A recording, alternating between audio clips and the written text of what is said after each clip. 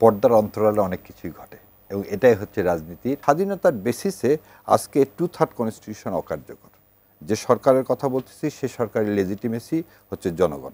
অতীত দৃষ্টান্ত তো আছে, সেই দৃষ্টান্ত থেকে বের হয়ে আসাটা বোধহয় খুব একটা উচিত হবে না। জুলাই জাতীয় সনদ বা সংস্কার প্রস্তাব বাস্তবায়নের বিষয়ে রাজনৈতিক দলগুলোকে নিজেদের মধ্যে মতভেদ দূর করে একটা মতকে এসে সরকারকে সেই দিক নির্দেশনা জানানোর জন্য একটা সময় দেওয়া হয়েছিল। 4 দিন পার হয়ে গেছে, এখনো দৃশ্যমান কোনো আলোচনা আমরা দেখিনি। মানে কোন দিকে যাচ্ছি আসলে?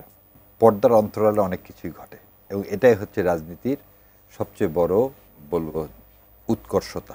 সব কিছু যদি পর্দার সামনে হয় তাহলে তো অনেক প্রশ্নের সম্মুখীন হতে হয়। দ্বিতীয় একটা জিনিস আজকে দেখেন, দুইটা দল দুইটা স্টেটমেন্ট করছে। একটা হচ্ছে গণভোটের তারিখ ঘোষণা করতে হবে, এটা জামাত ইসলাম বলেছেন। আবার ওইদিকে বিএনপি বলেছেন, বিএনপির সম্মানিত মহাসচিব বলেছেন যে নির্বাচনের দিনই গণভোট হতে হবে। স্টিফ কোনো জায়গায় থাকা যাবে না, আমাদেরকে ভুলে গেলে চলবে না, ইলেকশন হতে হবে এবং অবশ্যই সেটা কোনো কিছুর ভিত্তিতে হতে হবে। যখন আমরা বারবার সবাই বলতেছি কনস্টিটিউশন নাই, আমরা একটা অলিখিত সংবিধানের দ্বারা চলতেছি, তাহলে আপনাকে জুলাই সনদের ভিত্তিতেই নির্বাচনটা করতে হবে এবং এই জুলাই সনদের ভিত্তিতে যদি নির্বাচনটা করতে হয় তাহলে আমাদের প্রথম দরকার কি, যে রোডম্যাপ দেওয়া হয়েছে সেই রোডম্যাপ অনুযায়ী এখন একটা আদেশ আসতে হবে এবং সেই আদেশেই লেখা থাকবে গণভোট কবে হবে। এবং আমার বিশ্বাস বোথ দ্য পলিটিক্যাল পার্টি, উভয় পলিটিক্যাল পার্টি একটা মধ্যম জায়গায় আসবেন এই গণভোট অনুষ্ঠান নিয়ে। কারণ গণভোট যদি না দেওয়া হয়, অতীত তিক্ত অভিজ্ঞতা বলে কেউ কথা রাখেনি। কিন্তু গণভোট কবে হবে আর গণভোট কিভাবে হবে সেটাও তো একটা গুরুত্বপূর্ণ বিষয় নিশ্চয়ই। না হলে এটা নিয়েই বা এত দিন দরবার কেন? সেটার কবে হচ্ছে সেটার যে গুরুত্ব, সেই গুরুত্বের মানে প্রেক্ষাপটটাও তো আবার অন্যরকম হয়েও যেতে পারে। দেখেন, অতীত আপনাকে দেখতে হবে, অতীত দেখতে হবে। সেই জন্যে আমি আপনাকে একদম স্পেসিফিক বলে দিই, জিয়াউর রহমান সাহেব প্রথম 19 দফা দিলেন। 19 দফার ভিত্তিতে জিয়াউর রহমান সাহেব বিলি করলেন সারা বাংলাদেশে তার 19 দফা। এই 19 দফার উপর ভিত্তি করে তিনি গণভোটের আয়োজন করলেন এবং গণভোটের প্রশ্নটা কী ছিল? রাষ্ট্রপতি major general Ziaur Rahman BU তার অনুসৃত নীতি এবং কর্মপন্থার উপর আপনার আস্থা আছে কি? অনুসৃত নীতি এবং কর্মপন্থার উপর আপনার আস্থা আছে কি, হ্যাঁ বা না?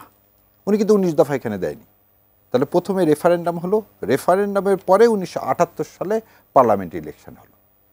তাহলে এখন অনেকেই বলে সেই সময় কনস্টিটিউশন সাসপেন্ড ছিল, সেই কারণে তাকে রেফারেন্ডামটা করতে হয়েছে। আজকে আমরা এই নতুন স্বাধীনতা, দ্বিতীয় স্বাধীনতা যদি বলি, এই স্বাধীনতার বেসিসে আজকে 2/3 কনস্টিটিউশন অকার্যকর। যে সরকারের কথা বলতেছি সে সরকারের লেজিটিমেসি হচ্ছে জনগণ। আপনি ইলেকশন করবেন একটা রেফারেন্ডামের উপর ভিত্তি করে। তাহলে 77 সালে যে রেফারেন্ডাম হয়েছে ঠিক একই রকম জিনিসটাই পলিটিক্যাল পার্টি, বিশেষ করে বাংলাদেশ জামাত ইসলাম ওয়াজ প্রপোজ। সেম থিং হয়েছে এরশাদ সাহেবের সময়। এরশাদ সাহেবের সময়ও আগে রেফারেন্ডাম হয়েছে, তারপরে হয়েছে পার্লামেন্ট ইলেকশন। সো অতীত দৃষ্টান্ত তো আছে, সেই দৃষ্টান্ত থেকে বের হয়ে আসাটা বোধহয় খুব একটা উচিত হবে না। প্রথমে যেমন বিএনপি চাচ্ছিল না গণভোট, তারা গণভোটে রাজি হয়েছে।